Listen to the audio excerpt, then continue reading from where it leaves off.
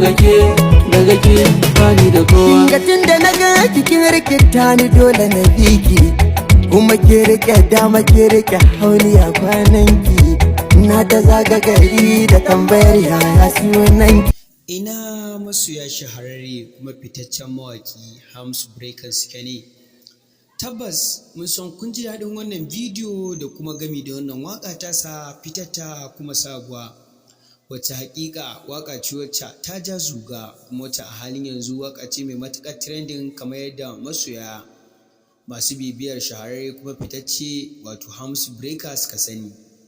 Tabbas shahararre mashahurin mawaƙi Hamisu Breaker yana ƙoƙarin faranta muku rai da dukkanin waƙoƙi masu matuƙar nishaɗantarwa gami da ilmantarwa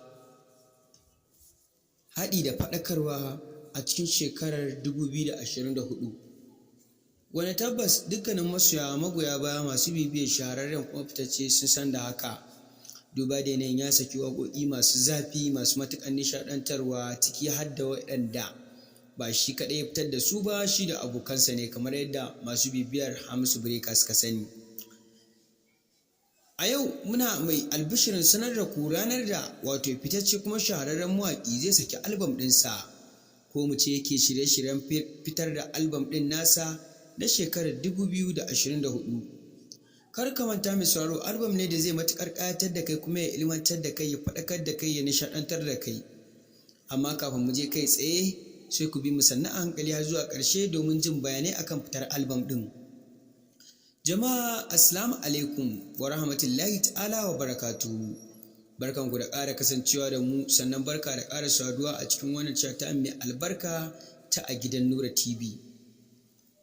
Mai sauraro, idan wannan ne zuwanka ko kuma yana ɗaya daga cikin ziyartar ka wannan chata mai albarka na farko, sai ka daure ka danna alamar subscribing ko sharing ko liking domin samun fitattu kuma shahararrun bidiyonmu da zarar mun ɗora na sanarwa da kuma waƙoƙi daban-daban waɗanda suka danganci jaruman Kannywood daban-daban.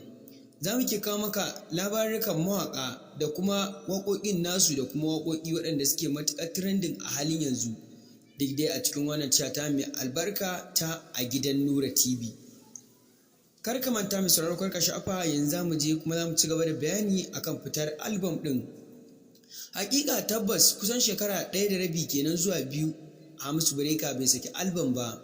A shekarar da muke ciki ne za ku ji cewa albam ɗin Hamisu Breaker ana tunanin shine albam mafi girma kuma shine albam mafi yawa, albam mafi jan hankali, duk dai kamar yadda muke hasashe da tunani a cikin wannan shekara ta 2024. Hakika duba da yanayin yadda fitacce kuma shahararre Hamisu Breaker yake sakin waƙoƙi ɗaya bayan ɗaya, haka shine ƙara bamu dama da tunanin cewa babu waƙar da za ta yi trending sama da waƙar Hamisu Breaker.